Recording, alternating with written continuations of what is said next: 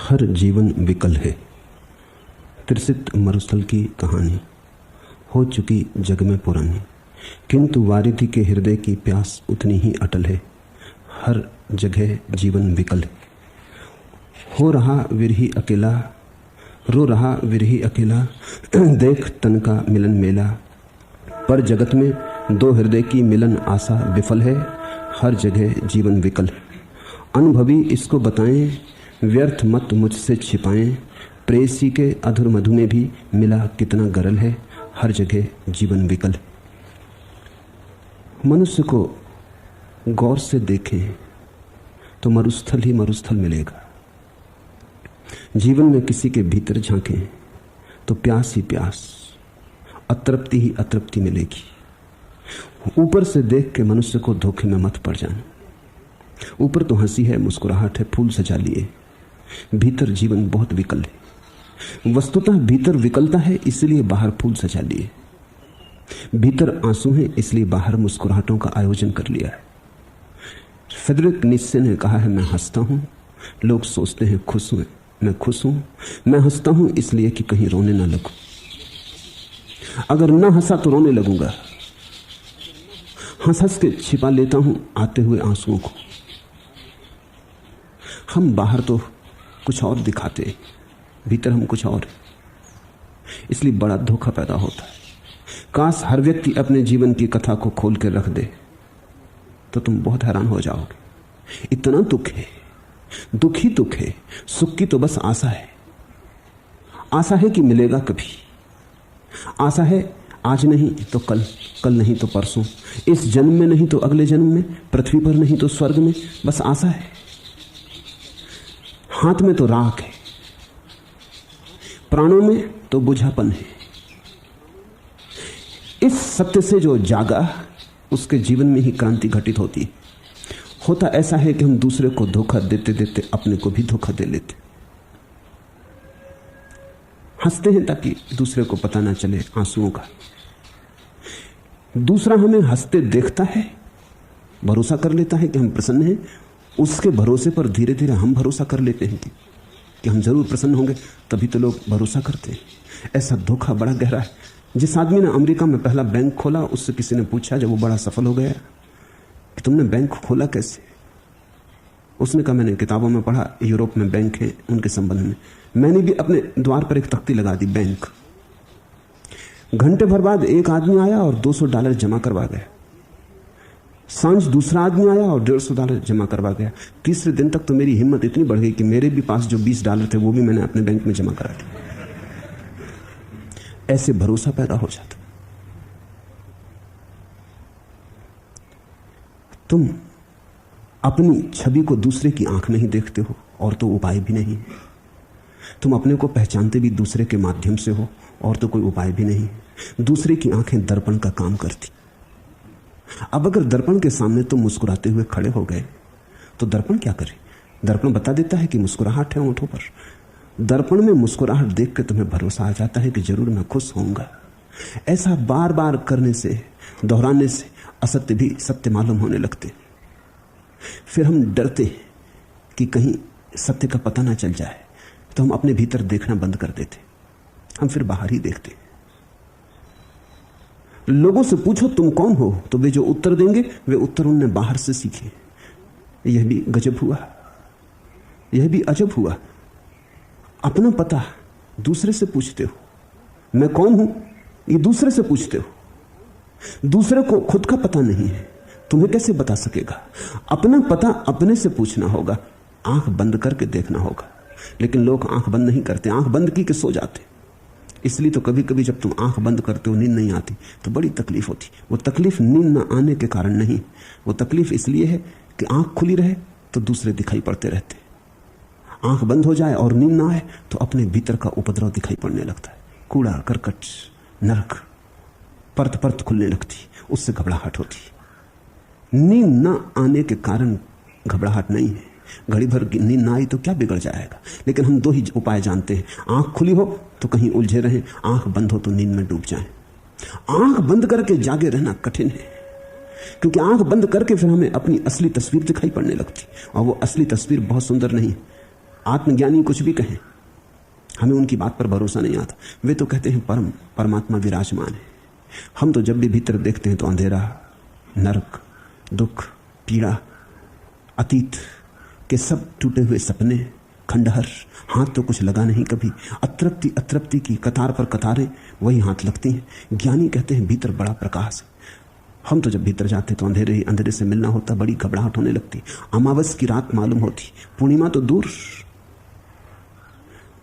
छोटा मोटा चांद भी नहीं होता, दूज का चांद भी नहीं होता, रोशनी का कोई पता नहीं चलता।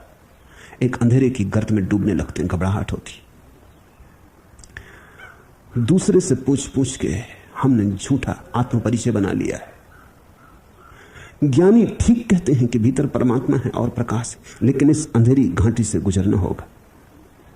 अंधेरी घाटी से गुजरना कीमत चुकाना है, नहीं तो जीवन विकल रहेगा। मैं तो बहुत दिनों पर चेता, जमकर उबा, श्रम कर डूबा, सागर को खेना था मुझको, रहा शिखर को खेता। मैं तो बहुत दिनों पर चेता, थी मति मारी, था भ्रम भारी, ऊपर अंबर गर्दीला था, नीचे भंवर लपेटा। मैं तो बहुत दिनों पर चेता। यह किसका स्वर भीतर बाहर, कौन निराशा कुंठित घड़ियों में मेरी सुधि लेता। मैं तो बहुत दिनों पर चेता, मत पछता रे, खेता जा रे, अंतिम क्षण में चेत जाए तो वह भी सत्वर चेता। मैं तो बहुत दिनों पर चेता। मगर लोग हैं जो अंत तक नहीं चेतते। अंत क्षण में भी चेतना आ जाए, होश आ जाए, अपनी जीवन को परखने की क्षमता और साहस आ जाए तो भी चेत गए। अंतिम क्षण में चेत जाए जो, वह भी सत्वर चेता, वह भी प्रबुद्ध हो गया। लेकिन कठिन है, जब जीवन भर हम धोखा देते हैं तो अंतिम क्षण में चेतना कठिन है, क्योंकि चेतना कुछ आकाश से नहीं उतरती, हमारे जीवन भर का निचोड़ है। बहुत लोग ये आशा भी रखते कि अभी तो जवान है, आएगा बुढ़ापा, कर लेंगे ध्यान, कर लेंगे धर्म। मेरे पास आ जाते, कहते हैं अभी तो हम जवान हैं। बूढ़े भी मेरे पास आते हैं, उनको भी अभी पक्का नहीं हुआ कि बूढ़े हो गए, वो भी कहते हैं अभी तो बहुत उलझने हैं, और अभी कोई मरे थोड़ी चाहते, अभी तो समय पड़ा है, कर लेंगे। टालते चले जाते, मरते मरते जबकि श्वास छूटने लगती, दूसरे राम राम जपते तुम्हारे कान में, दूसरे गंगा जल पिलाते तुम्हें। जब जवान थे, ऊर्जा थी, तब ली होती डुबकी गंगा में, तब तैरे होते, तब बहे होते गंगा में, तो सागर तक पहुंच गए होते। अब मरते मरते गले में उतरता नहीं। मैं एक घर में मेहमान था, एक आदमी मर रहा था, उसके बेटे उसको गंगा जल पिला रहे हैं, वो जा नहीं रहा गले में, वो मर ही चुका है। किसको धोखा दे रहे? पंडित मंत्र पाठ कर रहा है, उसको होश नहीं है, वो आदमी बेहोश पड़ा है, उसकी आखिरी सांस लथड़ रही, पानी गटकने की तक क्षमता नहीं रह गई है। अब राम को गटकना बहुत मुश्किल हो जाएगा। ऐसी प्रतीक्षा मत करते बैठे रहना। चेतना हो तो अभी चेतना, जो अभी चेता वही चेता। जिसने कहा कल, वो सोया और उसने खोया। कल की बात ही मत उठाना, कल का कोई भरोसा नहीं। कल है मौत, जीवन है आज। जीवन तो बस अभी है, अभी या कभी नहीं। जिसको इतनी प्रगाढ़ता से जीवन की स्थिति का स्मरण आएगा, वही शायद दांव लगा सकेगा। और धर्म तो जुए का दांव है, मुफ्त नहीं है। पूरा चुकाओगे तो ही पा सकोगे, सब खोगे तो ही मिलेगा। सस्ता धर्म मत खोजना, सस्ता धर्म होता ही नहीं। धर्म महंगी बात है, इसलिए तो कुछ सौभाग्यशाली उस संपदा को उपलब्ध कर पाते। सस्ता होता, मुफ्त बंटता होता, धर्मादय में मिलता होता तो सभी को मिल गया होता। अथक श्रम और अथक प्रयास का परिणाम है। यद्यपि जब आता है तब प्रसाद रूप आता है, लेकिन पहले प्रयास जो करता है वही प्रसाद का हकदार होता है। आज के सूत्र अत्यंत क्रांतिकारी सूत्र हैं। खूब साक्षी भाव रख के समझोगे तो ही समझ में आएंगे, अन्यथा चूक जाओगे। शायद ऐसे सूत्र कभी तुमने सुने भी ना होंगे। इससे ज्यादा और क्रांतिकारी सूत्र हो भी नहीं सकते। इसलिए मैं निरंतर कहता हूं कि अष्टावक्र की गीता पर सुधार करना संभव नहीं। आखिरी बात और आखिरी ढंग से कह दी। हो गए 5000 साल, लेकिन 5000 सालों में फिर इससे और कीमती वक्तव्य नहीं दिया जा सका। कभी कभी ऐसा होता है, कोई कोई वक्तव्य आखिरी हो जाता है, फिर उसमें सुधार संभव नहीं होता। वो पूर्ण होता है, उसमें सुधार का उपाय नहीं होता, उसको सजाया भी नहीं जा सकता। तुमने कभी देखा, अगर कुरूप स्त्री आभूषण पहन ले, सुंदर वस्त्र पहन ले तो अच्छी लगने लगती, लेकिन अति सुंदर स्त्री अगर आभूषण पहनने लगे तो भद्दी हो जाती। सौंदर्य का अर्थ ही यह है कि अब कोई आभूषण सौंदर्य को बढ़ा ना सकेंगे, कम कर देंगे। इसलिए जब भी कोई समाज सुंदर होने लगता है तो वहां से आभूषण विदा होने लगते। जितना कुरूप समाज होता है उतना आभूषण, उतने वस्त्र, उतना रंग रोगन, उतनी झूठ। जब कोई सुंदर होता है तो सौंदर्य काफी होता है, आभूषण भी सौंदर्य को विकृत कर देते। ये सीधे सीधे वचन है, मगर ये सुंदरतम है। ये तुम्हारे हृदय में पहुंच जाए तो सौभाग्य। जनक ने कहा, पहले मैं शारीरिक कर्म का न सहारने वाला हुआ, फिर वाणी के विस्तृत कर्म का न सहारने वाला हुआ, और उसके बाद विचार का न सहारने वाला हुआ। इस प्रकार मैं स्थित हूं। जनक कह रहे हैं, काय कृत्यास पूर्वम ततो बाग विस्तरास अथ चिंता से स्मादेव मेवाहम आस्थिता। इस सूत्र का अर्थ है कि देह चलती है अपने कारण, मन चलता है अपने कारण, वाणी चलती है अपने कारण। तुम नाहक उससे अपने को जोड़ लेते हो। जोड़ने के कारण भ्रांति हो जाती। मैंने सुना है कि एक सम्राट अपने घोड़े पर बैठकर यात्रा को जाता था। राह पर लोग झुक झुक के प्रणाम करने लगे। घोड़ा बिल्कुल अकड़ गया, घोड़ा तो खड़ा हो गया, घोड़े ने तो चलने से इंकार कर दिया। पुराने जमाने की कथा है जब घोड़े बोला करते थे। सम्राट ने कहा, ये तुझे क्या हुआ, पागल हो गया, रुकता क्यों, ठिठकता क्यों? उसने कहा, उतरो नीचे। मुझे अब तक पता ही नहीं था कि मैं कौन हूं, इतने लोग नमस्कार कर रहे। नमस्कार हो रहा है सम्राट को। घोड़े ने समझा मुझे हो रहा है। मैंने सुना है एक महल में एक छिपकली वास करती थी। महल की छिपकली थी, कोई साधारण छिपकली तो थी नहीं। तो कुछ गांव में अगर छिपकलियों का कोई आयोजन इत्यादि हो तो जैसा बुलाते हैं राष्ट्रपति को, प्रधानमंत्री को, ऐसा उसे उद्घाटन इत्यादि के लिए बुलाते थे।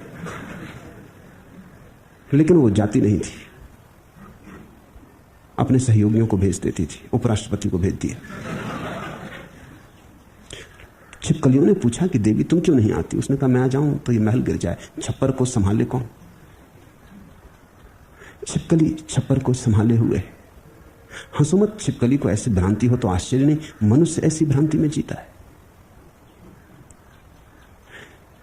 शरीर अपने से चल रहा है, लेकिन तुम एक भ्रांति में पड़ जाते हो कि मैं चला रहा हूं। मन अपने से चल रहा है, लेकिन तुम भ्रांति में पड़ जाते हो कि मैं चला रहा हूं। यह पहला सूत्र यह कह रहा है कि सबसे पहले तो मैंने यह जाना कि शरीर को मेरे सहारने की कोई आवश्यकता नहीं, शरीर अपने ही सहारे चल रहा है। तो सबसे पहले मैं शारीरिक कर्म का न सहारने वाला हुआ। मैंने ये भ्रांति छोड़ दी कि मैं चला रहा हूं। रात तुम सोते हो तब भी तो शरीर चलता रहता, भोजन पचता रहता, तुम्हारी जरूरत तो रहती नहीं। तुमने कभी किसी को कोमा में पड़े देखा हो, महीनों से बेहोश पड़ा है, तो भी खून बहता रहता, हृदय धड़कता रहता, श्वास चलती रहती, तुम्हारी कोई जरूरत तो नहीं। तुम्हारे बिना भी तो सब मजे से चलता रहता है। सच तो यह है कि चिकित्सक कहते हैं कि तुम्हारे कारण बाधा पड़ती, इसलिए अगर कोई मरीज सो ना सके तो बीमारी ठीक होना मुश्किल हो जाती, क्योंकि वो बाधा डालता है। सो जाता है तो बाधा बंद हो जाती, शरीर अपने को रास्ते पे ले आता है, बीच का उपद्रव हट जाता है, ये हस्तक्षेप हट जाता है। इसलिए नींद हजारों दवाओं की दवा है, क्योंकि नींद में तुम तो खो गए, शरीर को जो करना है वो स्वतंत्रता से कर लेता है, तुम बीच बीच में नहीं आते। जनक कह रहे हैं शरीर तो अपने से चलता है, अब तक मेरी भ्रांति थी कि मैं चलाता हूं। जरा इस बात को समझो। अगर ये तुम्हें ख्याल आ जाए कि शरीर अपने से चलता है, तो तुम शरीर में रहते हुए शरीर से मुक्त हो गए। शरीर ने तुमको नहीं बांधा है, ये भ्रांति तुम्हें बांधे हुए कि तुम शरीर को चलाते। शरीर का कृत्य प्राकृतिक है और वैसा ही कृत्य मन का है, वैसा ही कृत्य शब्द का है। बुद्ध ने कहा है अपने भिक्षुओं को कि तुम मन के चलते विचारों को ऐसे ही देखो जैसे कोई राह के किनारे बैठकर रास्ते को देखता, लोग आते जाते, राह चलती रहती। ऐसे ही तुम अपने मन में चलते विचारों को देखो। इन विचारों को तुम ये मत समझो कि तुम चला रहे या कि तुम इन्हें रोक सकते हो। जिसको ये भ्रांति है कि मैं विचारों को चला रहा हूं, उसको एक ना एक दिन दूसरी भ्रांति भी होगी कि मैं चाहूं तो रोक सकता हूं। तुम कोशिश करके देख लो। तिब्बत में कथा है कि एक युवक धर्म की खोज में था। वो एक गुरु के पास गया, गुरु के बहुत पैर दबाए, सेवा की वर्षों तक, और एक ही बात पूछता था कि कोई महामंत्र दे दो कि सिद्धि हो जाए, शक्ति मिल जाए। आखिर गुरु उससे थक गया। गुरु ने कहा तो फिर ले, इसमें एक कठिनाई है, वो मुझे कहना पड़ेगी, उसी के कारण मैं भी सिद्ध नहीं कर पाया। मेरे गुरु ने भी मुझे बामुश्किल दिया था, मैं तो 30 साल सेवा किया तब दिया था, मैं तुझे 3 साल में दे रहा हूं, तू धन्य भागी। मगर सफल मैं भी नहीं हुआ क्योंकि इसमें एक बड़ी बेढंगी शर्त है। उसी वक्त ने कहा तुम कहो तो मैं सब कर लूंगा, सारा जीवन लगा दूंगा। गुरु ने कहा यह मंत्र है, छोटा सा मंत्र है, इस मंत्र को तू दोहराना, बस 5 बार दोहराना, कोई ज्यादा मेहनत नहीं। लेकिन जितनी देर ये दोहराए उतनी देर बंदर का स्मरण ना आए। उसने कहा हद हो गई, कभी बंदर का स्मरण आया ही नहीं जीवन, अब क्यों आएगा, जल्दी से मंत्र दो। मंत्र तो तिब्बतियों का बड़ा सीधा साधा है, दे दिया। मंत्र लेके वो उतरा सीढ़ी मंदिर की, लेकिन बड़ा घबराया। अभी सीढ़ियां भी नहीं उतर पाया कि बंदर उसके मन में झांकने लगे। इस तरफ उस तरफ बंदर चेहरा बनाने लगे। वो बहुत घबराया कि ये मामला क्या, ये मंत्र कैसा। घर पहुंचाने की बंदरों की भीड़ उसके साथ पहुंची। मन में ही सब नहा धो के बैठा, लेकिन अब बड़ा मुश्किल, नहा धो रहा है लेकिन बंदर है कि खिलखिला रहे हैं, जीभ बता रहे हैं, मुंह बिचका रहे हैं। अजीब मंत्र मगर मालूम होता है शक्तिशाली है, क्योंकि बाधा तो दिखाई पड़ने लगी। रात भर बैठा, बहुत बार बैठा, फिर बैठा, उठ आए, क्योंकि 5 दफे कहना है कुल। एक आध दफे ऐसा लग जाए जोग कि 5 दफे कह ले बंदर ना दिखाई पड़े, मगर यह ना हो सका। हर मंत्र के शब्द के बीच बंदर खड़ा। सुबह थकमांदा आया, गुरु को कहा यह मंत्र संभालो, न तुमसे सदा न मुझसे सदेगा, न ये किसी से सद सकता है, क्योंकि बंदर इसमें बड़ी बात है। अगर यही शर्त थी तो महापुरुष कही क्यों, कहते भर नहीं, दुनिया का कोई जानवर नहीं याद आया रात भर। साधारणता मन में वासना उठती, स्त्रियां दिखाई पड़ती, मगर इस रात स्त्री भी नहीं दिखाई पड़ी, बस ये बंदर ही बंदर। कहते ना तो शायद मंत्र सद जाता। गुरु ने कहा मैं भी क्या करूं, वो शर्त तो बतानी जरूरी है। तुम मन के साथ प्रयोग करके देखो, जिसे तुम बुलाना चाहोगे उसकी और याद आ जाएगी, जिसे तुम हटाना चाहोगे वो और जिद बांध के खड़ा हो जाएगा। फिर भी तुम्हें ख्याल नहीं आता कि मन के चलाने वाले तुम नहीं हो, चलाने की चेष्टा ही भ्रांत है। तो पहले मैंने शरीर को देखा और समझा, पाया कि मैं इसका न सहारने वाला हूं। पूर्वम काय कृत्यास्य, पहले मैंने ये जाना कि मेरा सहयोग आवश्यक नहीं, मैं नाहक सहयोग कर रहा हूं, कोई जरूरत ही नहीं शरीर को मेरे सहयोग की। पहले मैं सहयोग करता हूं और फिर जब परेशान होता हूं तो असहयोग करता हूं, लेकिन दोनों में भ्रांति एक ही है। मुझसे कुछ लेना देना नहीं है, न सहयोग न असहयोग, मैं सिर्फ साक्षी हो जाऊं। तत् वाग विस्तारा से, और तब जाना कि ये जो वाणी का विस्तार है, शब्द का विस्तार है, ये जो शब्द की तरंगें हैं, इन पर भी मेरा कोई बस नहीं, मैं इनके भी पार हूं। अथ चिंता से, और तब जाना कि चिंतन मनन ये भी मेरे नहीं है, मैं इनसे भी पार हूं। तस्मात् एवं अहम अस्थिता, और तब से मैं अपने में स्थित हो गया। स्वयं में स्थित होने के लिए कुछ और करना नहीं, इतना ही जानना पर्याप्त है कि कर्ता मैं नहीं, कर्तापन खो जाए।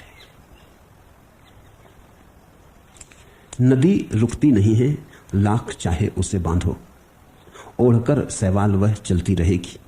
धूप की हल्की चुअन भी तोड़ देने को बहुत है, लहरियों का हिमाच्छादित मौन। सोन की बालू नहीं है, शुद्ध जल है, तलहटी पर रोकने वाला इसे है कौन। हवा मरती नहीं है, लाख चाहे तुम उसे तोड़ो मरोड़ो, खुशबुओं के साथ वह बहती रहेगी। आंधियों का आचरण या घना कोहरा जलजला का, काटता कब हरेपन का शीश, खेत बेहड़ या कि आंगन, जहां होगी उगी तुलसी सिर्फ देगी मुक्ति का आशीष। शिखा मिटती नहीं है, लाख अंधे पंख से उसको बुझाओ, अंचलों की ओट वह जलती रहेगी। नदी रुकती नहीं है, लाख चाहे उसे बांधो, ओढ़कर सैवाल वह चलती रहेगी। जीवन की धारा बही जाती है, तुम्हें न रोकना है न सहारा देना। तुमने इसे रोकने की कोशिश की तो तुम उलझे, तुमने इसे सहारा देने की कोशिश की तो तुम उलझे। तुम तट पर बैठ जाओ, तटस्थ हो जाओ। संस्कृत में दो शब्द हैं, तटस्थ और कूटस्थ। दोनों शब्द बड़े अद्भुत हैं। तटस्थ प्रक्रिया है कूटस्थ होने की।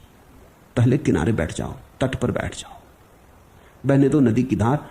तुम इसमें राग रंग ना रखो, पक्ष विपक्ष ना रखो। राग तो छोड़ो ही, विराग भी छोड़ो, क्योंकि तुमसे इसका कुछ लेना देना नहीं। तुम नहीं थे तब भी जीवन बहता था, तब भी फूल खिलते थे, कोयल कुहुकती थी, तब भी संसार में विचार की तरंगें भरी थी, तब भी सागर की छाती पर लहरें उठती, तूफान आंधियां आते थे। तुम एक दिन नहीं रहोगे, तब भी सब ऐसे ही चलता रहेगा।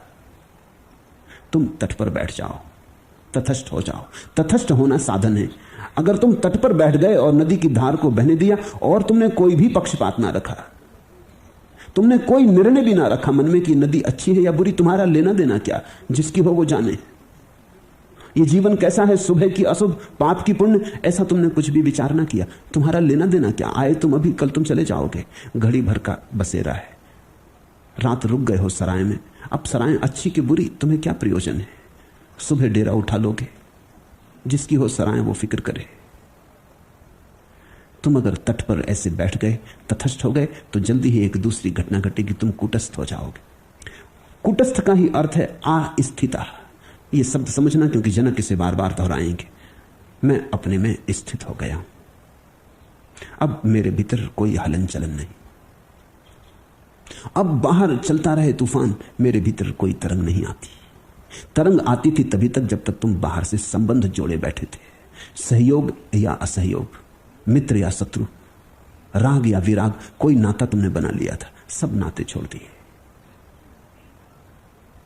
तीन शब्द हैं हमारे पास, राग, विराग, वीतराग। ये सूत्र वीतरागता के। रागी एक तरह का संबंध बनाता, विरागी भी संबंध बनाता दूसरे तरह के। किसी व्यक्ति से तुम्हें प्रेम है तो तुम्हारा एक संबंध होता, फिर किसी व्यक्ति से तुम्हारी घृणा है तो भी तुम्हारा एक तरह का संबंध होता है। मित्र से ही थोड़ी संबंध होता है, शत्रु से भी संबंध होता है। किसी से आकर्षण से बंधे हो, किसी से विकर्षण से बंधे हो, बंधे तो निश्चित ही हो। तुम्हारा मित्र मर जाए तो भी कुछ खोएगा, तुम्हारा शत्रु मर जाए तो भी कुछ खोएगा। तुम्हारे शत्रु के बिना भी तुम अकेले और अधूरे हो जाओगे। कहते हैं महात्मा गांधी के मर जाने के बाद मोहम्मद अली जिन्ना उदास रहे। जिस दिन महात्मा गांधी की मौत हुई, जिन्ना अपने बाहर बगीचे में लान पर बैठा था, और तब तक जिन्ना ने जिद की थी, यद्यपि वो गवर्नर जनरल थे पाकिस्तान के, तब तक जिद की थी कि मेरे पास कोई सुरक्षा का इंतजाम नहीं होना चाहिए। मुसलमानों का देश, उनके लिए मैं जिया, उनके लिए मैंने सब किया, उनमें से कोई मुझे मारना चाहेगा, ये बात ही फिजूल है। इसलिए तब तक बहुत आग्रह किए जाने पर भी उन्होंने कोई सुरक्षा की व्यवस्था नहीं की थी।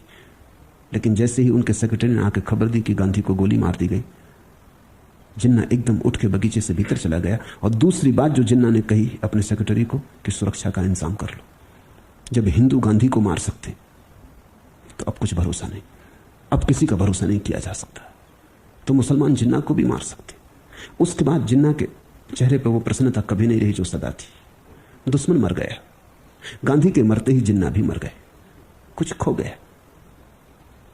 तुम्हारा दुश्मन भी तुम्हारा संबंध है। मित्र से तो खोएगा ही कुछ, शत्रु से भी खो जाता है। तो एक तो राग का संबंध है संसार से, फिर एक विराग का संबंध है। कोई धन के लिए दीवाना है, कोई धन से डरा हुआ है और भागा हुआ है। किसी के मन में बस चांदी के सिक्के ही तैरते, और कोई इतना डरा है कि अगर रुपया उसे दिखा दो तो वो कपने लगता है। सन्यासी हैं जो रुपये को नहीं छूते। मैं एक सन्यासी के पास मेहमान हुआ, वो रुपये को नहीं छूते। मैंने उनसे पूछा कि रुपये को नहीं छूते? वो बोले मिट्टी है। मैंने कहा मिट्टी को तो तुम छूते हो। अगर सच में ही मिट्टी है तो रुपये को छूते क्यों नहीं? मिट्टी के साथ तो तुम्हें कोई ऐतराज मैंने देखा नहीं। वो तो बेचैन हुए, उनके शिष्य भी बैठे थे, वो जरा बड़ी परेशानी में पड़े कि अब क्या कहें, क्योंकि मिट्टी को छुए बिना तो चलेगा नहीं। मैंने कहा बोलो, अगर सच में मिट्टी, लेकिन मुझे शक है कि अभी रुपया मिट्टी हुआ नहीं। अभी रुपये में राग की जगह विराग आ गया। संबंध पहले मित्र का था, अब शत्रु का हो गया। तो तुम शीर्षासन करने लगे, उल्टे खड़े हो गए, लेकिन तुम आदमी वही के वही हो। एक और सन्यासी के पास एक बार मैं मेहमान हुआ। वो एक बड़े मंच पर बैठे थे, उनके पास एक छोटा मंच था, उस पर एक दूसरे सन्यासी बैठे थे। वो मुझसे कहने लगे कि आप जानते हैं इस छोटे मंच पर कौन बैठा? मैंने कहा मैं तो नहीं जानता, मैं पहली दफे यहां आपके निमंत्रण पर आया। कहने लगे कि इलाहाबाद हाई कोर्ट के चीफ जस्टिस थे, मगर बड़े विनम्र आदमी हैं। देखो मेरे साथ तख्त पे भी नहीं बैठते, छोटा तख्त बनवाया। मैंने उनसे कहा कि आपको ये याद रखने की आवश्यकता क्या है कि हाई कोर्ट के चीफ जस्टिस थे, और जहां तक मैं देख रहा हूं इन सज्जन को ये प्रतीक्षा कर रहे हैं कि कब आप लुढ़को और ये चढ़ बैठे। माना कि आपसे ने छोटा तख्त बनाया, लेकिन इनसे भी नीचे दूसरे बैठे, उनसे तो उन्हें थोड़ा ऊंचा बनाया ही। और जिस ढंग से ये बैठे उससे साफ जाहिर हो रहा है कि रास्ता देख रहे हैं। सीढ़ी बना ली है इन्हें, आधे में आ गए हैं, बाकी सब पीछे हैं आपके शिष्य। आपके लुढ़कते ही ये ऊपर बैठेंगे। फिर आपको भी ये ख्याल है कि ये चीफ जस्टिस का हाई चीफ जस्टिस थे। चीफ जस्टिस का क्या मूल्य है? राग तो छूट गया, लेकिन ऐसे नहीं छूट जाता है, सूक्ष्म धूमिल रेखाएं छोड़ जाता है। कहते हो विनम्र हैं, लेकिन अगर विनम्र ही हैं तो ये छोटा तख्त भी क्यों? और अगर तख्त से ही विनम्रता का पता चलता है तो इनसे कहो कि गड्ढा खोद लें, उसमें बैठ।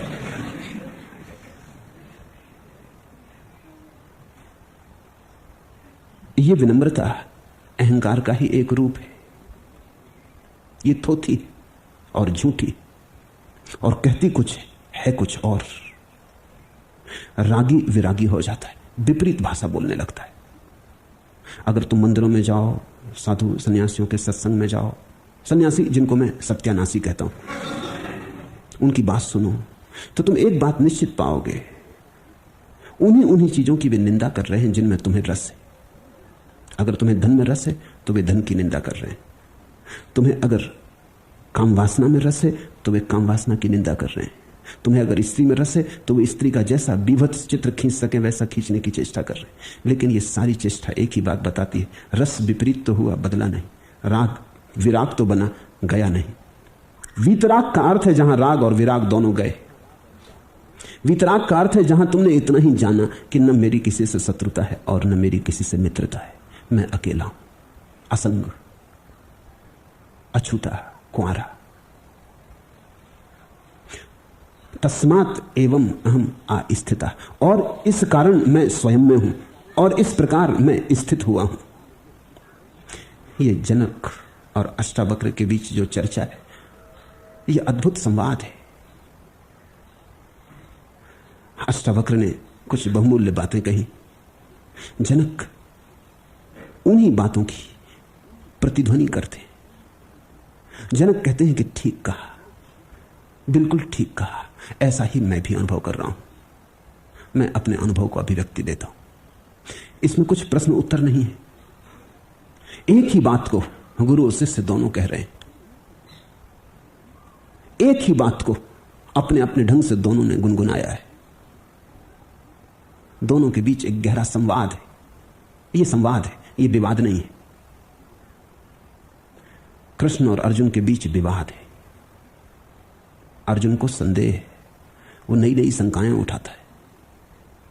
चाहे प्रकट रूप से कहता भी ना हो कि तुम गलत कह रहे हो, लेकिन अप्रगट रूप से कहे चला जाता है कि अभी मेरा संशय नहीं मिटा। वो एक ही बात है, वो कहने का सज्जनोचित ढंग है कि अभी मेरा संशय नहीं मिटा, अभी मेरी शंका जिंदा है, तुमने जो कहा वो जचा नहीं। तो अगर कोई उपद्रवी हो तो सीधा कहता है तुम गलत। अगर कोई सज्जन सुशील हो, कुलीन हो, तो कहता है अभी मुझे जचा नहीं। बस इतना ही फर्क है, लेकिन विवाद तो है। ये गीता जनक और अष्टावक्र के बीच जरा भी विवाद नहीं है। जैसे दो दर्पण एक दूसरे के सामने रखे हो और एक दूसरे दर्पण में एक दूसरे दर्पण की छवि बन रही। एक महिला एक दुकान पर गई, उसके 2 जुड़वा बेटे, दोनों के लिए कपड़े खरीदती थी। क्रिसमस का त्योहार करीब, दोनों ने कपड़े पहने, एक से कपड़े दोनों के लिए खरीदे, दोनों बड़े सुंदर लग रहे थे। दुकानदार ने कहा कि तुम दोनों जाके पीछे दर्पण लगा है, वहां खड़े होकर देख लो। उस महिला ने कहा जरूरत नहीं, ये एक दूसरे को देख लेते हैं और समझ लेते हैं कि बात हो गई। दर्पण की क्या जरूरत, दोनों जुड़वा हैं, एक जैसे लगते, एक जैसे कपड़े पहनते। ये दर्पण कभी देखते ही नहीं, ये एक दूसरे को देख लेते हैं, बात हो जाती। कुछ ऐसा जनक और अष्टावक्र के बीच घट रहा है। दर्पण दर्पण के सामने खड़ा है, जैसे 2 जुड़वा एक ही अंडे से पैदा हुए बच्चे, दोनों का स्रोत समझ का साक्षी है, दोनों की समझ बिल्कुल एक है। भाषा चाहे थोड़ी अलग अलग हो, लेकिन दोनों का बोध बिल्कुल एक है। दोनों अलग अलग छंद में, अलग अलग राग में एक ही गीत को गुनगुना रहे हैं। इसलिए मैंने इसे महागीता कहा है। इसमें विवाद जरा भी नहीं। कृष्ण को तो अर्जुन को समझाना पड़ा, बार बार समझाना पड़ा, खींच खींच के मुश्किल राजी कर पाए। यहां कोई प्रयास नहीं है, अष्टावक्र को कुछ समझाना नहीं पड़ रहा है। अष्टावक्र कहते हैं और उधर जनक का सिर हिलने लगता सहमति में। दोनों के बीच बड़ा गहरा अंतरंग संबंध है, बड़ी गहरी मैत्री है। इधर गुरु बोला नहीं कि शिष्य समझ गया।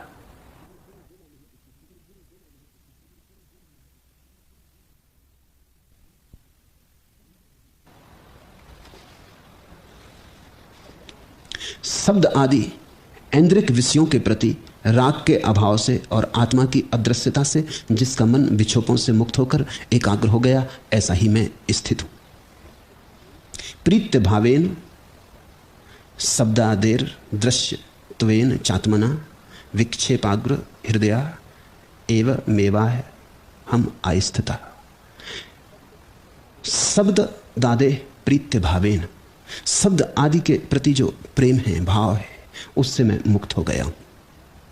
शब्द में बड़ा रस है, शब्द का अपना संगीत है, शब्द का अपना सौंदर्य है। शब्द के सौंदर्य से ही तो काव्य का जन्म होता है। शब्द में जो बहता हुआ रस है, उसको ही एक श्रृंखला में बांध लेने का नाम ही तो कविता है। शब्द को अगर तुम गुनगुनाओ तो मीठे शब्द हैं, कड़वे शब्द हैं, सुंदर शब्द हैं, असुंदर शब्द हैं। कोई तुम्हें गाली दे जाता है, वो भी उन्हीं वर्णमाला से बने अक्षरों का उपयोग कर रहा है। कोई तुमसे कह जाता है मुझे तुमसे बड़ा प्रेम है, कोई धन्यवाद दे जाता है। इन सभी में एक ही वर्णमाला है। कोई गाली दे कि कोई तुम्हारी प्रशंसा करे, लेकिन कुछ शब्द हृदय पर अमृत की वर्षा कर देते, कुछ शब्द कांटे चुभा जाते, कुछ घाव बना जाते। शब्द की बड़ी पकड़ है, बड़ी जकड़ है आदमी के मन पर। हम शब्द से ही जीते। तुम अगर गौर करो, किसी ने कहा मुझे तुमसे बड़ा प्रेम है, तुम कैसे प्रफुल्लित हो जाते हो। और किसी ने हिकारत से कुछ बात कही, अपमान किया, तो तुम कैसे दुखी हो जाते हो। शब्द सिर्फ तरंग है, इतना महत्वपूर्ण होना नहीं चाहिए, लेकिन बड़ा महत्वपूर्ण है। किसी ने गाली दी हो 20 साल पहले, लेकिन भूलती नहीं, चोट कर गई है, बैठ गई है भीतर, बदला लेने के लिए अभी भी आतुर है। और किसी ने 50 साल पहले तुम्हारे बुद्धिमत्ता की प्रशंसा की हो, अब भी तुम सर्टिफिकेट रखे बैठे हो। जिसने तुम्हें बुद्धिमान कहा हो, वो बुद्धिमान खुद भी चाहे ना रहा हो, मगर उसकी कौन चिंता करता। हम शब्द बटोरते हैं, हम शब्द से जीते। जनक ने कहा शब्द दादे प्रीत्य भावेन, शब्द के प्रति वो जो राग है वो मेरा गया, क्योंकि मैंने देख लिया मैं शब्दातीत हूं, मैं शब्द के पीछे खड़ा हूं। शब्द तो ऐसे ही हैं जैसे हवा के झकोरे पानी में लहरें उठा जाते हैं। शब्द तो तरंग मात्र है, ना अच्छे हैं ना बुरे हैं। इसलिए अगर कोई दूसरा व्यक्ति किसी दूसरी भाषा में तुम्हें कुछ कहे तो कुछ परिणाम नहीं होता, चाहे वो गालियां ही दे रहा हो।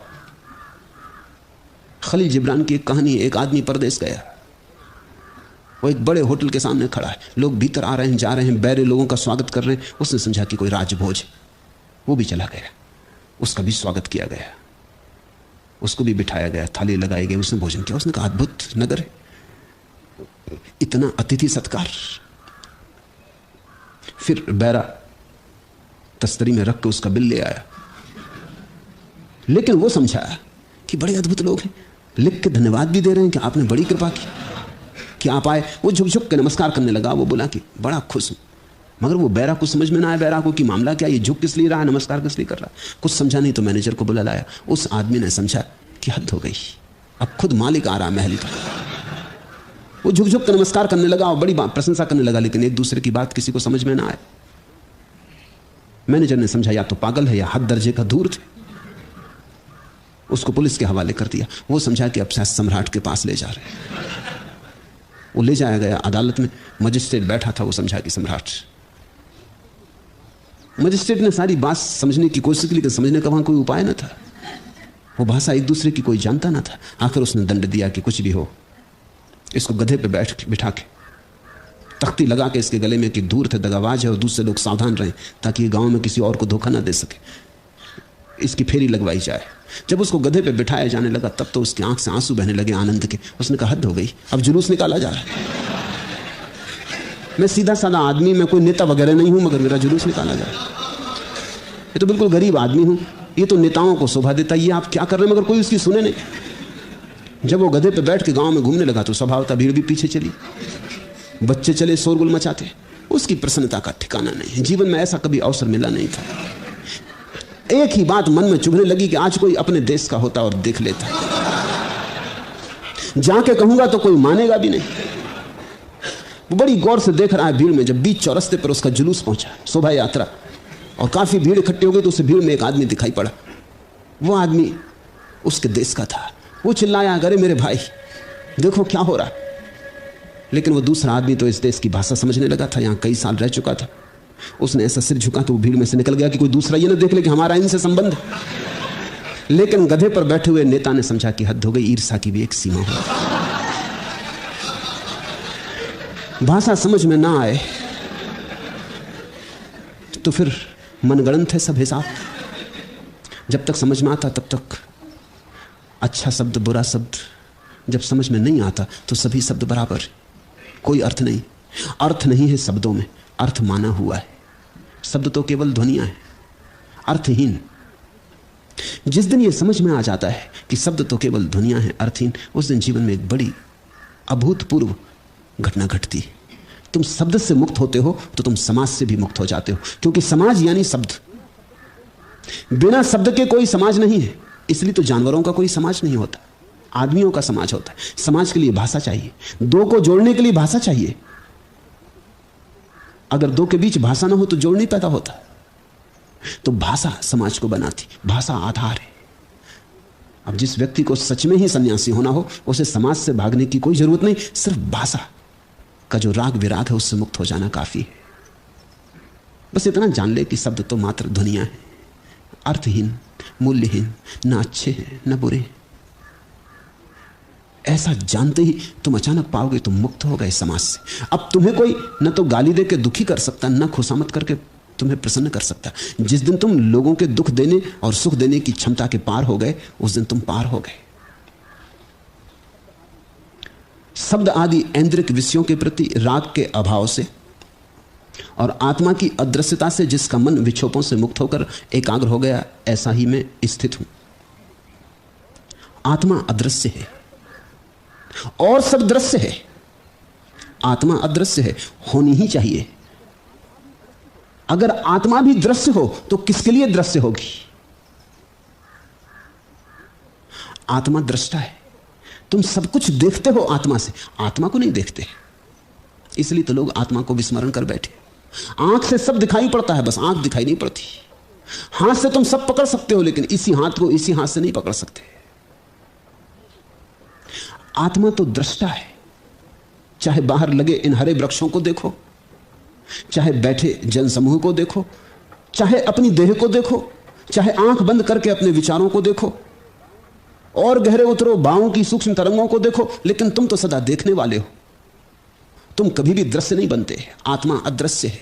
आत्मा कभी विषय नहीं बनती, अविषय है, हटती जाती पीछे, हटती जाती पीछे। तुम जो भी देखते जाओ समझ लेना कि वही तुम नहीं हो। तुम तो सिर्फ देखने वाले हो। इसलिए आत्मदर्शन शब्द झूठा है। आत्मा का कभी दर्शन नहीं होता। किसको होगा? उपयोग के लिए ठीक है, काम चलाऊ है, लेकिन बहुत अर्थपूर्ण नहीं है। दर्शन तो आत्मा का कभी नहीं होता। आत्मा की अनुभूति होती है जब सभी दृश्य समाप्त हो जाते हैं और देखने को कुछ भी नहीं बचता, सिर्फ देखने वाला अकेला बचता है। तब ऐसा नहीं होता कि तुम देखते आत्मा को, क्योंकि देखने में फिर खंड हो जाएगा। फिर आधी आत्मा हो जाएगी जो देख रही, और जो दिखाई पड़ रही वो अनात्मा हो जाएगी। अनात्मा का अर्थ ही यह है कि जिसे हम देख लेते वो पराया, वो विषय हो गया, और जिसे हम कभी नहीं देख पाते, जिसे दृश्य बनाने का कोई उपाय नहीं, वही आत्मा।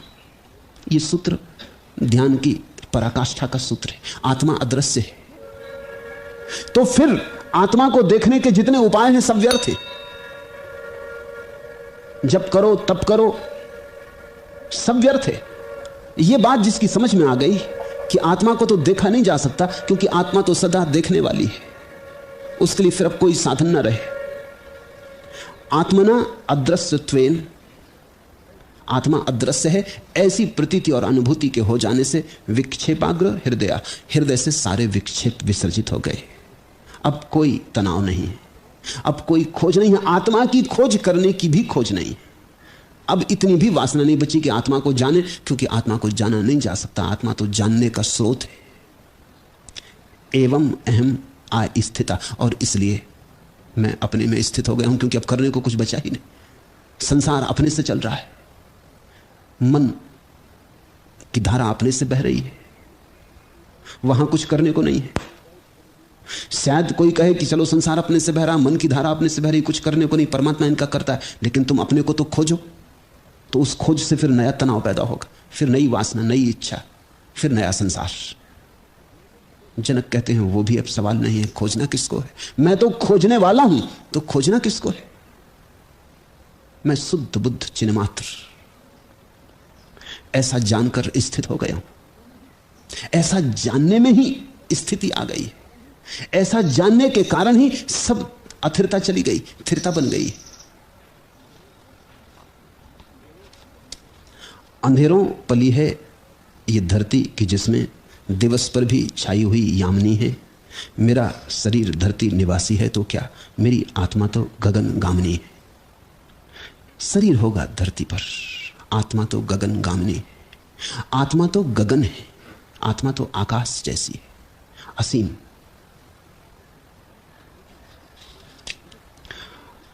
जनक कहते हैं मैं इस बोध में ही स्थित हो गया। चाहे सारा जीवन गुजरे जहरीलों के संग, नेकों पर तो चढ़ न सकेगा सोहबते बद का रंग। जुहूर सरायत हो न सका महफूज रहा ये पेड़, गो चंदन के गिर्द हमेशा लिपटे रहे भुजंग। चंदन के वृक्ष पर सर्प लिपटे तो भी चंदन विषाक्त नहीं हो गया है। गो चंदन के गिर्द हमेशा लिपटे रहे भुजंग, कोई फर्क नहीं पड़ता। आत्मा अदृश्य है, शरीर दृश्य है, मन भी दृश्य है। दृश्य अदृश्य को छू भी नहीं सकता। लिपटे रहे भुजंग, आत्मा इनसे कलुषित नहीं होती। आत्मा कलुषित हो ही नहीं सकती है। आत्मा का होना ही शुद्ध बुद्धता है। लाख तुमने पाप किए हो, तुम्हारी भ्रांति इसमें है कि तुमने किए, और पाप के कारण तुम पापी नहीं हो गए हो। कितने ही पाप किए हो तुम पापी हो नहीं सकते, क्योंकि पापी होने की संभावना ही नहीं है। तुम्हारा अंतस्तम, तुम्हारा आंतरिक स्थल सदा शुद्ध है। जैसे कि दर्पण के सामने कोई हत्यारे को ले आए तो दर्पण हत्यारा नहीं हो जाता। दर्पण के सामने ही हत्या की जाए तो भी दर्पण हत्यारा नहीं हो जाता।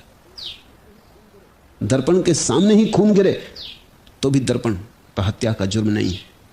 जो भी हुआ है शरीर और मन में हुआ है। इन दोनों के पार तुम्हारा होना अतीत है, अतिक्रमण करता है। न वहां कोई तरंग कभी पहुंची है, न पहुंच सकती। ऐसा जानकर मैं स्थित हूं। हम तो जो दृश्य है उससे उलझ गए और दृष्टा को भूल गए। मुल्ला नसरुद्दीन एक रात जूते खरीदने बाजार गया। एक साहब जूता खरीद रहे थे, वो भी उनके पास ही बैठ गया। अनेक जूते लाए गए, वो साहब जूता खरीद के चले गए। दूसरे साहब आए, वो भी जूता खरीद के चले गए। तीसरे आए, लेकिन मुल्ला 50 जोड़ियां देख ली, लेकिन कोई जोड़ी उसके पैर आई नहीं। दुकानदार भी थक गया और दुकान बंद होने का वक्त भी आ गया, लेकिन कोई जूता फिट ही नहीं बैठ रहा था। इतने में बिजली चली गई। पुणे है, जानते हैं आप, बिजली चली जाती। इतने में बिजली चली गई और तभी मुल्ला बड़े जोर से चिल्लाया, अरे आ गया, आ गया, फिट आ गया। दुकानदार भी बड़ा खुश हुआ कि चलो, आशा नहीं थी कि यह आदमी कुछ खरीदेगा कि खरीद पाएगा, लेकिन जब रोशनी वापस आई तो देखा कि मुल्ला का पैर एक जूते के डब्बे में रखे बैठा है। जब रोशनी आएगी तब तुम पाओगे कि कहां तुम पैर रखे बैठे हो। शरीर में अदृश्य दृश्य के साथ बंधा बैठा है। मन में निस्तरंग तरंगों के साथ बंधा बैठा है। जब रोशनी आएगी तब जागोगे और जानोगे। रोशनी कैसे आएगी? ये सूत्र रोशनी के लिए ही है। अध्यास आदि के कारण विक्षेप होने पर समाधि का व्यवहार होता है। ऐसे नियम को देखकर समाधि रहित मैं स्थित हूं। इसलिए मैंने कहा, एक बड़े क्रांतिकारी सूत्र है। जनक कहते हैं समाधि रहित मैं स्थित हूं। जनक ये कह रहे हैं कि जैसे बीमारी होती तो औषधि की जरूरत होती, चित्त में विक्षेप है तो ध्यान की जरूरत है। अंग्रेजी में जो शब्द है ध्यान के लिए मेडिटेशन, वो उसी धातु से आता है जिससे अंग्रेजी का शब्द मेडिसिन। दोनों का मतलब औषधि होता है। मेडिसिन शरीर के लिए औषधि है और मेडिटेशन आत्मा के लिए। लेकिन जनक कहते हैं आत्मा तो कभी रुग्ण हुई नहीं, तो वहां तो औषधि की कोई जरूरत नहीं। मन तक औषधि काम कर सकती है। लेकिन तुम अगर समझो कि मैं मन के साथ एक हूं, तो मन के साथ एकता तोड़ने के लिए औषधि की जरूरत है। अगर तुम जाग के इतना समझ लो कि मैं मन के साथ अलग हूं ही, कभी जुड़ा ही नहीं, तो बात खत्म हो गई, फिर औषधि की कोई जरूरत न रही। आत्मा को ध्यान करने के कारण भी बंधन शेष रहता है, क्योंकि क्रिया जारी रहती है। तुम कहते हो हम ध्यान कर रहे हैं, तो कुछ करना जारी है। ध्यान तो अवस्था है ना करने की। तुम कहते हो हम समाधिस्थ हो गए, तो जनक कहेंगे कि क्या कभी ऐसा भी था कि तुम समाधिस्थ नहीं थे? समाधि तो स्वभाव है। तो जो समाधि तुम बाहर से लगा लेते हो, किसी तरह आयोजन करके जुटा लेते हो, वो मन में ही रहेगी, मन के पार ना जाएगी। तो बहुत बार ऐसा होता है कि मन शांत होता है, हवाएं रुक जाती और पानी पर लहरें नहीं होती, तब तुम लगता है समाधि हो गई, बड़ा आनंद आ रहा है। मगर फिर लहरें आएंगी, फिर हवा आएगी, हवा पे तुम्हारा बस क्या है, फिर तरंगें उठेंगी, फिर सब शांति खो जाएगी। जनक कहते हैं समाधि तो तभी है जब समाधि के भी तुम पार चले जाओ, फिर तुम्हें कोई भी चीज अस्त व्यस्त न कर पाएगी। समाध्यासादि विक्षिप्तो व्यवहारा समाधे। समाधि तो व्यवहार है। अगर मन विक्षिप्त है तो समाधि की जरूरत है। एवं विलोक्य नियमेव मेवाहम आस्थिता। इस नियम को जानकर मैं तो अपने में स्थित हो गया, समाधि के पार स्थित हो गया। ये सूत्र ज्ञान के चरम सूत्र हैं। इनमें क्रिया की कोई भी जगह नहीं है, इनमें योग का कोई भी उपाय नहीं, कुछ करना नहीं है। ये सूत्र है आधारभूत। सिर्फ जो तुम हो उसे जाग के देख लेना, कुछ करना नहीं। अध्यास आदि के कारण विक्षेप होने पर समाधि का व्यवहार होता है। ऐसे नियम को देखकर समाधि रहित मैं स्थित हो गया। समाधि रहित। हे प्रभु, हे और उपादेय के वियोग से, वैसे ही हर्ष और विषाद के अभाव से अब मैं जैसा हूं वैसा ही स्थित हूं। ये शब्द सुनना, ये शब्द गुनना, ये शब्द खूब भीतर तुम्हारे पड़ जाएं बीज की तरह। अब मैं जैसा हूं वैसा ही स्थित हूं। मेरी भी सारी शिक्षा यही है कि तुम जैसे हो वैसे ही परमात्मा को स्वीकार हो। तुम नाहक दौड़ धूप मत करो। तुम ये मत कहो कि पहले हम पुण्यात्मा और महात्मा बनेंगे तब फिर परमात्मा हमें स्वीकार करेगा। तुम जैसे हो वैसे ही ठहर जाओ। तुम स्वीकृत हो। तुम्हारा मन आपाधापी का आदी हो गया। पहले धन के पीछे दौड़ता, फिर धन से उब गए तो ध्यान के पीछे दौड़ता, लेकिन दौड़ता जरूर। और जब तक तुम दौड़ते तब तक तुम उपलब्ध ना हो सकोगे। स्थित हो जाओ, रुक जाओ। ऐसा कहो, इस संसार में बिना दौड़े कुछ भी नहीं मिलता। यहां तो दौड़ोगे तो कुछ मिलेगा। तो संसार का यह सूत्र हुआ कि यहां दौड़ने से मिलता है, और परमात्मा के जगत में अगर दौड़े तो खो दोगे। वहां न दौड़ने से मिलता है। स्वाभाविक जगत और परमात्मा का गणित बिल्कुल भिन्न भिन्न है। यहां न दौड़े तो गमाओगे, यहां तो दौड़े तो ही कमाओगे। वहां अगर दौड़े तो गमाया, वहां तो अगर ठहर गए, बैठ गए, रुक गए, स्थिता तथस्थ कूटस्थ हो गए, मिल गया। दौड़ने के कारण ही खो रहे हो, दौड़ने के कारण ही, दौड़ने के ज्वर के कारण ही तुम्हें उसका पता नहीं चल पाता जो तुम्हारे भीतर है। हेयो पादे विरहादेहम हर्ष विषादयो अभावाधज्ञ हे ब्रह्मनेव मेवाहम आस्थिता।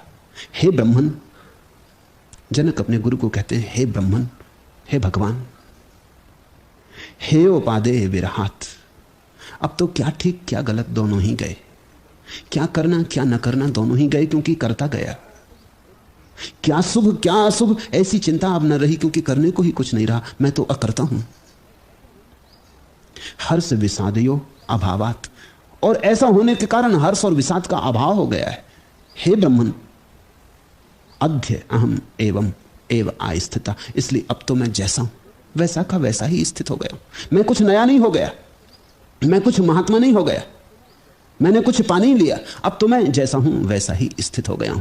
और स्वभाव का अर्थ इतना ही होता है कि जैसे हो वैसे ही स्थित हो जाओ। यह अपूर्व उपदेश है, इससे ऊंचाई कभी किसी उपदेश ने नहीं ली। यह आखिरी देशना है, इससे श्रेष्ठ कोई देशना हो नहीं सकती, क्योंकि यह परम स्वीकार की बात है। तुम जैसे हो वैसे ही, इसी क्षण इसे थोड़ा जाग के अनुभव करो। इसी क्षण अगर तुम शांत हो, मुझे सुनते समय अगर तुम अपने में स्थित बैठे हो, कोई भागदौड़ नहीं, कोई हलन चलन नहीं, तो क्या पाने को है? क्या इसी क्षण तुम्हें स्वाद नहीं मिलता इस बात का कि पाने को क्या है? पा लिया, पाए ही हुए। जब बुद्ध को ज्ञान हुआ, किसी ने पूछा कि क्या मिला, तो बुद्ध ने कहा मिला कुछ भी नहीं, जो पाया ही हुआ था उसका पता चला। अपने ही घर में संपदा थी, न मालूम कहां कहां खोजते फिरते थे। यहूदियों की बड़ी मीठी कथा है कि एक यहूदी धर्मगुरु ने सपना देखा कि राजधानी में पुल के बाएं किनारे राजमहल के सामने बड़ा धन गड़ा है। एक दिन देखा तो उसने सोचा सपने तो सपने, लेकिन दूसरे दिन फिर देखा और इतना स्पष्ट देखा, बराबर जगह भी दिखाई पड़ी कि एक पुलिस वाला वहां खड़े होकर पहरा देता है पुल के ऊपर, ठीक उसके नीचे जहां पुलिस वाला खड़ा है।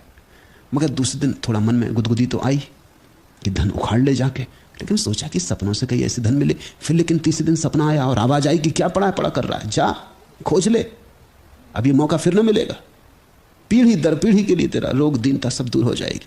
तो बेचारा यहूदी गया, पहुंचा चल के कई दिनों बाद राजधानी।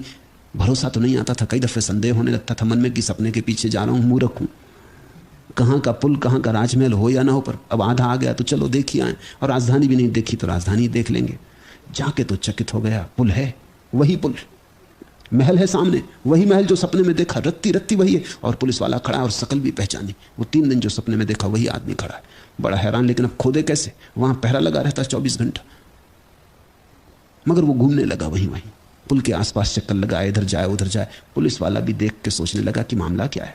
वो उसके लिए खड़ा किया गया पुलिस वाला कि कोई पुल पर से कूद कांद के मर न जाए, आत्महत्या करने वालों के लिए जगह थी, वो कुछ आत्महत्या तो नहीं करनी, बात क्या है। लेकिन आदमी सीधा साधा भोला भाला मालूम पड़ता है। 2-4 दिन तो उसने देखा, फिर नहीं रहा गया। उसने कहा कि सुन भाई, तू क्यों यहां भटकता है, किसी की प्रतीक्षा है, कुछ खोज रहा है, कुछ गमा बैठा, कोई दुख कोई पीड़ा, क्या मामला है?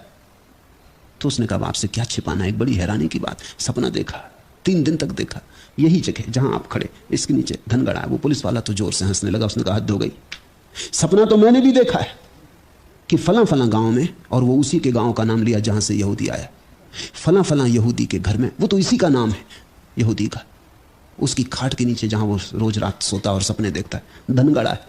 अब हम कोई ऐसे पागल है कि सपनों में उलझ जाएं और कहां खोजें?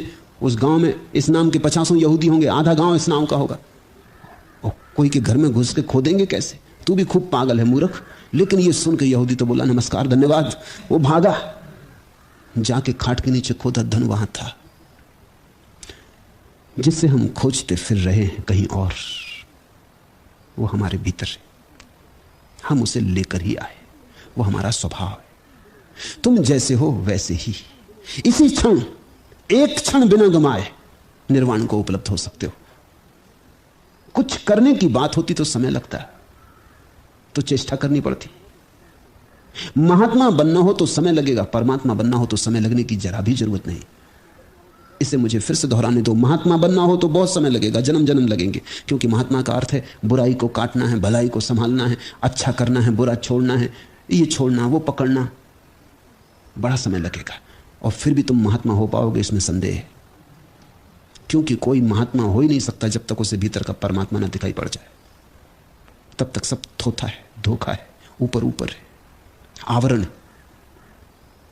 असली क्रांति महात्मा होने की नहीं है।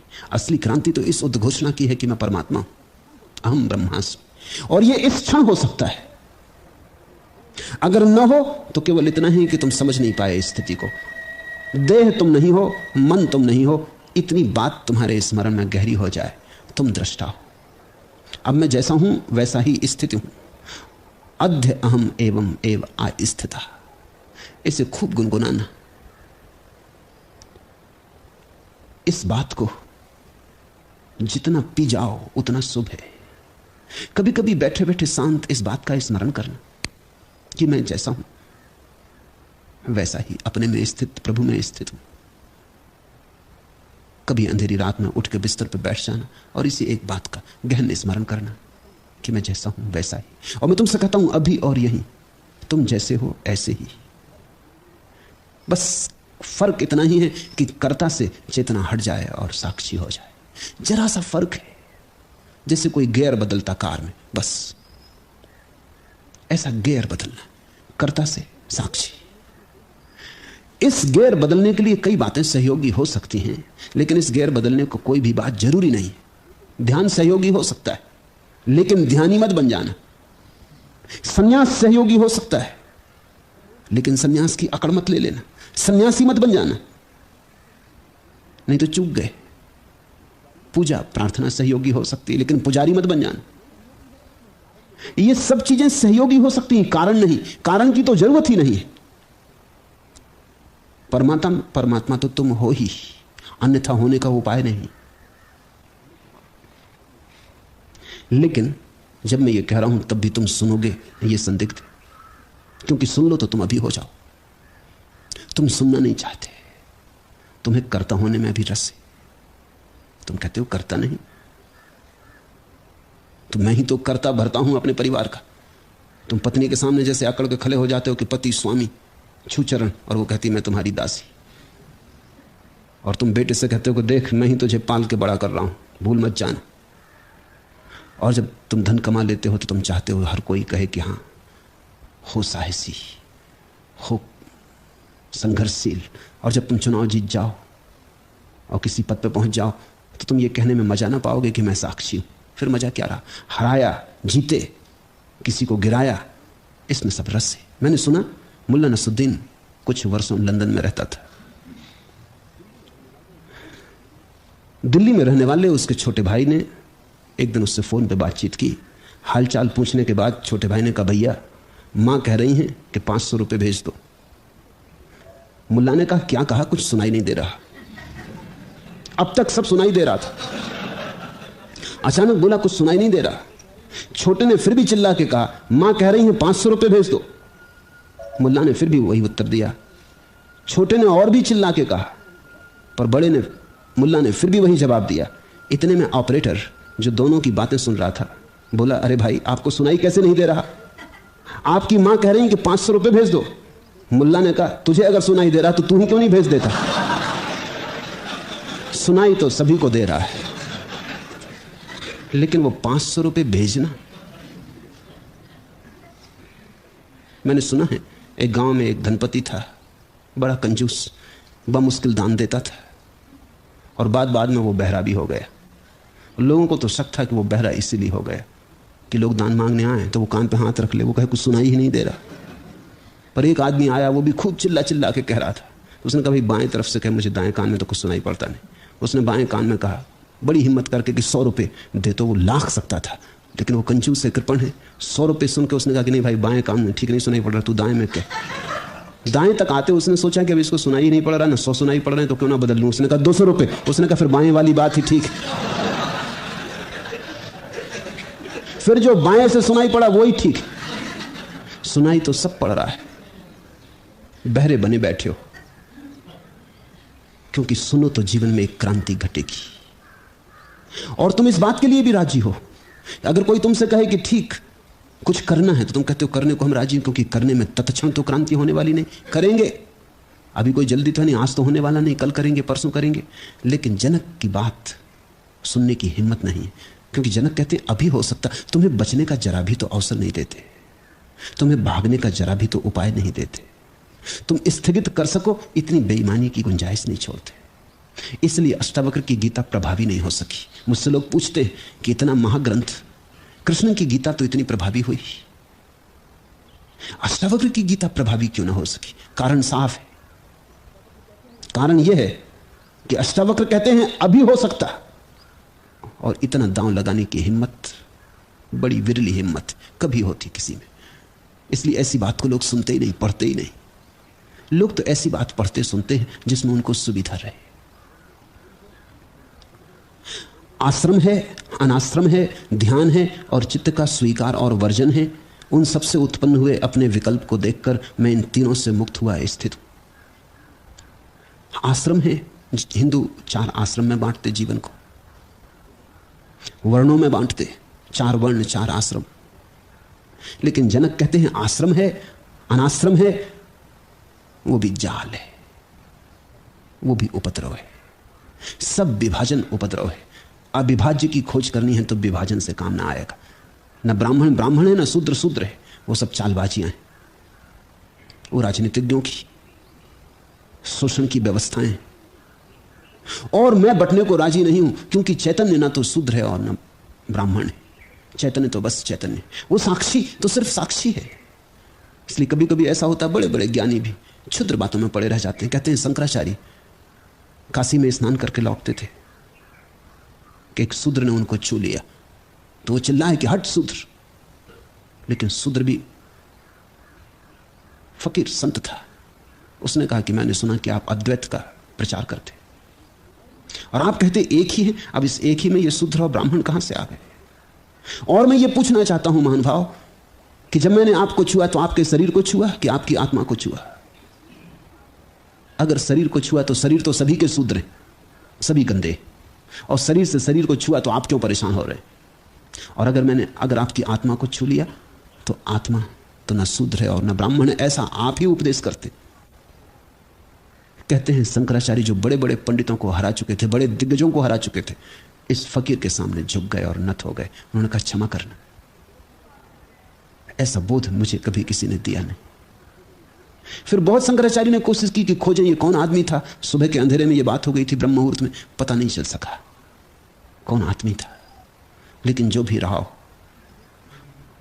उसका अनुभव बड़ा गहरा था।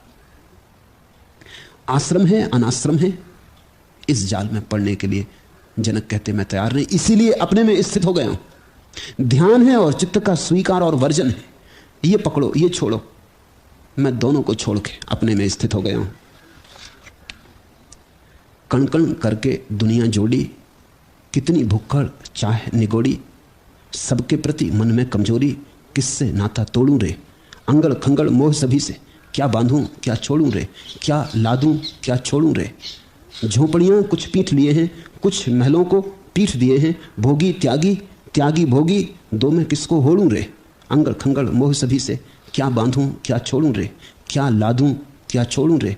तिनका साथ नहीं चलता है, बोझा फिर भी सिर खलता है, तन की आंखें मोड़ी कैसे, मन की आंखें मोड़ूं रे, अंगड़ खंगड़ मोह सभी से, क्या बांधूं क्या छोड़ूं रे, क्या लादूं क्या छोड़ूं रे। अपना कहकर हाथ लगाऊं, कैसा रखवारा कहलाऊं, जिसका सारा माल मता है उससे नाता जोड़ूं रे, अंगड़ खंगड़ मोह सभी से, क्या बांधूं क्या छोड़ूं रे, क्या लादूं क्या छोड़ूं रे। कुछ लोग हैं जो इसी चिंतना में जीवन बिताते, क्या छोड़ें क्या पकड़े। जनक कहते हैं न पकड़ो न छोड़ो, क्योंकि दोनों में ही पकड़ है। जब तुम कुछ छोड़ते हो तब भी तुम कुछ पकड़ने के लिए ही छोड़ते हो। कोई कहता धन छोड़ेंगे तो स्वर्ग मिलेगा, ये तो छोड़ना एक तरफ, पकड़ना दूसरी तरफ हो गया। ये तो लोभ का ही फैलाव हुआ, ये तो गणित पुराना ही रहा, इसमें कुछ नवीन नहीं। क्या छोड़े क्या पकड़े। जनक कहते हैं न छोड़ो न पकड़ो, जागो, अचुनाव। कृष्णमूर्ति जिसे कहते हैं चॉइसलेस अवेयरनेस, निर्विकल्प बोध। न ये पकड़ता हूं न ये छोड़ता हूं, छोड़ता पकड़ता ही नहीं। चित्त का स्वीकार और वर्जन है दोनों व्यर्थ। उन सबसे उत्पन्न हुए अपने विकल्प को देखकर मैं इन सबसे मुक्त हुआ, अपने में स्थित हूं।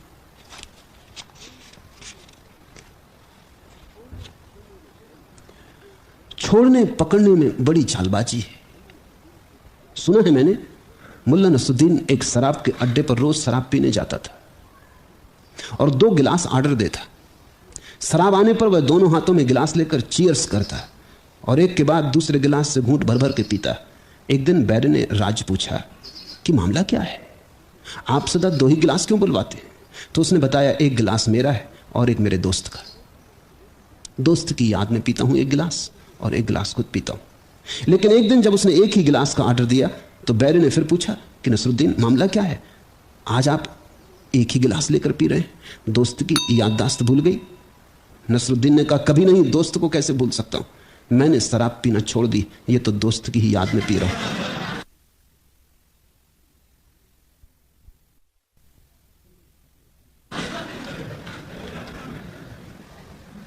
छोड़ो पकड़ो बहुत फर्क पड़ता नहीं, तुम आदमी वही के वही रहते हो। अब खुद शराब पीनी छोड़ दी तो दोस्त की याद में पी रहे। आदमी बहुत चालबाज है और गहरी से गहरी चालबाजी यह है कि तुम कहते हो धन छोड़ दें, इससे परम धन मिलेगा। तुम कहते हो पद छोड़ दें, इससे परम पद मिलेगा। तुम कहते हो सब छोड़ दें इस संसार का, लेकिन मोक्ष मिलेगा, स्वर्ग मिलेगा। देखो, मिलने की बात तो कायम ही है, तुम सौदा कर रहे हो, छोड़ कुछ भी नहीं रहे हो। ये कोई छोड़ना हुआ है? या अगर ये छोड़ना है तो तुम फिल्म देखने जाते हो, 10 रुपए की टिकट खरीदते हो तो तुमने 10 रुपए का त्याग कर दिया। लेकिन तुम उसको त्याग नहीं कहते, क्योंकि तुम कहते हो 10 रुपए का छोड़ा। छोड़ा क्या? फिल्म देखी। तुमने संसार छोड़ा और स्वर्ग देखने की कामना रखी, तो तुम कुछ भिन्न बात नहीं कर रहे। सौदा है ये त्याग नहीं। त्याग तो तभी संभव है जब तुम छोड़ने पकड़ने दोनों को छोड़कर अपने में स्थित हो गए। तुमने कहा, मैं तो बस मैं हूं, न कुछ पकड़ूंगा न छोड़ूंगा, जो होगा हूं। मैं जैसा हूं प्रमुदित, मैं जैसा हूं तटस्थ कूटस्थ। जैसा कर्म का अनुष्ठान अज्ञान से है, वैसा ही कर्म का त्याग भी अज्ञान से है। सुनो इस सूत्र को, जैसे कर्म का अनुष्ठान अज्ञान से है, वैसे ही त्याग का अनुष्ठान भी अज्ञान से है। इस तत्व को भली भांति जानकर मैं कर्म अकर्म से मुक्त हुआ, अपने में स्थित हूं। न कुछ करता न कुछ छोड़ता। परमात्मा जो कर रहा है करे, मैं तो सिर्फ दृष्टा हूं, देखता हूं। यथा कर्म अनुष्ठानम अज्ञानात्, जैसे अज्ञान से ख्याल होता है बुरे करने का, तथा उपरमा भाव भी अज्ञान से ही उठता है। करने का भाव ही अज्ञान से उठता है, कर्ता का भाव ही अज्ञान से उठता है। इदम सम्यक बुद्धवा, ऐसा सम्यक रूप से जाग कर मैंने देखा। इदम सम्यक बुद्धवा, ऐसा मैं जागा और मैंने देखा। अहम एवं एव आस्थिता, इसलिए उसी क्षण से अपने में स्थित हो गया हूं। अब न मुझे कुछ करनी है न कुछ अकरनी है, न कुछ कर्तव्य है न कुछ अकर्तव्य है। अगर ऐसा न हुआ तो तुम्हारी जो भ्रांति भोग में थी, पकड़ में थी, संसार में थी, उसी भ्रांति का नए नए रूपों में, नए नए ढंग में तुम फिर विस्तार करते रहोगे। मुल्ला नसरुद्दीन आदमी तो झक्की है, कोई ना कोई बीमारी लेके अस्पताल पहुंच जाता है। अस्पताल के डॉक्टर भी उससे परेशान हैं। एक बार उसकी छाती में दर्द हुआ, जांच के लिए अस्पताल गया। डॉक्टर ने भली प्रकार खोजबीन की, फिर भी मुल्ला को तसल्ली ना हुई। विशेषज्ञ ने उन्हें आराम करने के लिए कहा तो वो चिल्लाया, पहले मेरा एक्सरे लिया जाए। एक्सरे की रिपोर्ट भी बिल्कुल ठीक थी, खून वगैरह की जांच भी उसने करवाई। सभी प्रकार की जांच हो जाने पर भी वो व्यक्ति, मुल्ला, शांत ना हुआ। उसने कहा, अब विचार है, अब और क्या करें? उसने कहा, अब मेरा पोस्टमार्टम किया जाए। सुन रखा था कि पोस्टमार्टम भी होता है, तो सोचा कि एक जांच बाकी रह गई। आदमी की मूढ़ता अगर है तो सब तरफ से प्रकट होगी, जगह जगह से प्रकट होगी। अगर बोध है तो संसार में भी प्रकट होगा, और अगर अज्ञान है तो त्याग में भी प्रकट होगा। इसलिए तुम छोड़ छाड़ के भागने की बातें मत सोचना। जहां हो, जैसे हो, उसी स्थिति में कर्ता भाव को विसर्जित करो। कर्ता भाव को समाप्त हो जाने दो। धीरे अकर्ता भाव से करते रहो जो कर रहे थे। कल भी किया था, आज भी करो वही। बस इतना सा फर्क पीछे से खिसका लो कि करने वाले तुम न रह जाओ। कल भी दुकान गए थे, आज भी जाना। कल भी ग्राहक को बेचा था, आज भी बेचना। बस इतना फर्क कर लेना कि कर्ता भाव सरका लेना। कल मालिक की तरह दुकान पे गए थे, आज ऐसे जाना कि मालिक परमात्मा है, तुम तो केवल नौकर चाकर। और तुम अचानक फर्क पाओगे। चिंता गई, झंझट गई। ग्राहक ले ले तो ठीक, ना ले ले तो ठीक। मालकियत क्या गई कि सारा इतना ही हो जाए। तो तुम धीरे धीरे पाओगे जहां थे वहीं, जैसे थे वहीं। धीरे धीरे परमात्मा तुम्हारे भीतर जाग गया, उतर गई रोशनी, अवतरण हुआ। अचिंत का चिंतन करता हुआ भी यह पुरुष चिंता को ही बचता है, इसलिए उस भावना नहीं करता, क्योंकि भगवान का चिंतन हो कैसे सकता है। त्यक्त्वा तद भावम तस्मात् देव मेवाह अहम आस्थिता, और सब छोड़कर अपने में बैठ गया। और जो ऐसा ही अर्थात स्वभाव से स्वभाव वाला है, वह तो कृतकृत्य है ही, इसमें कहना ही क्या। इस सूत्र का अर्थ है जिसने साधनों से क्रिया रहित स्वरूप अर्जित किया है, जिसने तप से, जप से, ध्यान से, मनन चिंतन से, निधिध्यासन से स्वभाव को पाया, वह पुरुष तो कृतकृत्य है ही। ठीक है, लेकिन जिसने ऐसा कुछ भी नहीं किया और जो ऐसा ही बिना कुछ किए स्वभाव से ही स्वभाव वाला हूं ऐसा जान के शांत हो गया है, उसकी तो बात ही क्या कहनी। उसकी कृतकृत्यता को पा लिया, वो कोई चमत्कार नहीं है। जिसने बिना कुछ किए बैठे बैठे बिना हिले डुले सिर्फ बोध मात्र से परमात्मा को उपलब्ध कर लिया, उसकी कृतकृत्यता तो कहीं नहीं जा सकती। उसे तो शब्दों में बांधने का कोई उपाय नहीं। एवमेव कृतम एन सा कृतार्थो भवे दसो। हाँ, जिसने साधन से पाया ठीक, धन्यभागी। एवमेव स्वभावो या सा कृतार्थो भवे दसो। लेकिन कैसे कहें उसका गुण वर्णन, कैसे करें उसकी प्रशंसा, जिसने बिना कुछ किए पा लिया। जनक कहते मैंने तो बिना कुछ किए अपनी ही जगह बैठ के पा लिया है।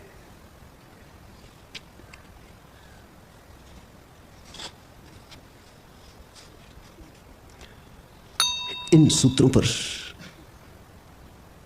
खूब मनन करना, बार बार, जैसे कोई जुगाली करता, फिर, क्योंकि इनमें बहुत रस है। जितना तुम चबाओगे उतना ही अमृत झरेगा। ये कुछ सूत्र ऐसे नहीं है कि जैसे उपन्यास एक दफा पढ़ लिया, समझ गए, बात खत्म हो गई, फिर कचरे में फेंका। ये कोई एक बार पद में, किसी शांत क्षण में, किसी आनंद की दशा में तुम इनका अर्थ पकड़ पाओगे। ये तो रोज रोज घड़ी भर बैठ के इन परम सूत्रों को फिर से पढ़ लेने की जरूरत है। पाठ का यही अर्थ है, पढ़ना और पाठ करने में यही फर्क है। पढ़ने का मतलब एक दफे पढ़ लिया, बात खत्म हो गई। पश्चिम में पाठ जैसी कोई चीज नहीं। जब वो सुनते हैं पाठ तो उनको समझ नहीं आता कि पाठ क्या करना। उनको भरोसा नहीं आता कि एक ही शास्त्र को रोज रोज लोग जीवन भर पढ़ते हैं। ये बात क्या हुई, जब एक दफे पढ़ लिया। पश्चिम में तो किताब ही पेपर बैग छापते हैं। अब वो एक दफे पढ़ लिया और फेंक दी क्योंकि उसको रखने। लेकिन ये किताबें नहीं है, ये जीवन के शास्त्र है। शास्त्र और किताब का यही फर्क है। किताब एक दफा पढ़ लेने से व्यर्थ हो जाती, शास्त्र अनेक बार पढ़ने से भी व्यर्थ नहीं होता। शास्त्र तो तब तक व्यर्थ नहीं होता जब तक तुम शास्त्र ना बन जाओ, तब तक उसे पढ़ते ही जाना, तब तक उसे फिर पढ़ना। कौन जाने किस मुहूर्त में तुम्हारा मन सदा एक सी अवस्था में नहीं होता। कभी तुम उदास हो तब शायद ये वचन समझ में आ जाए, या हो सकता है कभी तुम बड़े प्रफुल्लित हो तब ये समझ में आ जाए। तुम कभी बड़े तरंगित हो, बड़े संगीत से भरे हो, मदमस्ती है, तब समझ में आ जाए। लेकिन एक बात तय है कि इन सूत्रों से जीवन का द्वार खुल सकता है। तुम पंख फैला सकते हो, जा सकते हो उस अनंत के मार्ग पर, उस परम नील को खोज सकते हो जिसे बिना खोजे कोई कभी तृप्त नहीं हुआ है। उड़ जा इस बस्ती से पंछी, उड़ जा भोले पंछी। घर घर है दुखों का डेरा, सुना है ये रैन बसेरा, छाया है घनघोर अंधेरा, दूर अभी है सुख का सवेरा। उड़ जा इस बस्ती से पंछी, उड़ जा भोले पंछी। इस बस्ती के रहने वाले आहें भरते जगते सोते, हाल हुआ है होते होते फूट रहे हैं खून के सोते। उड़ जा इस बस्ती से पंछी, उड़ जा भोले पंछी। ये सूत्र पंख बन सकते, इन सूत्रों के सहारे तुम उड़ सकते हो, अनंत की दूरी पार कर सकते हो। ये सूत्र अनूठे, बहुमूल्य हैं, इनसे मूल्यवान कभी भी कहा नहीं गया है। इनका खूब पाठ करना, ये धीरे धीरे तुम्हारे खून में मिल जाए, ये तुम्हारी मांस मज्जा बन जाए, ये तुम्हारे हृदय की धड़कनों में समा जाए। जाने अनजाने जागते सोते इनकी छाया तुम्हारे पीछे बनी रहे। हरि ओम तत्सत। आज इतना है।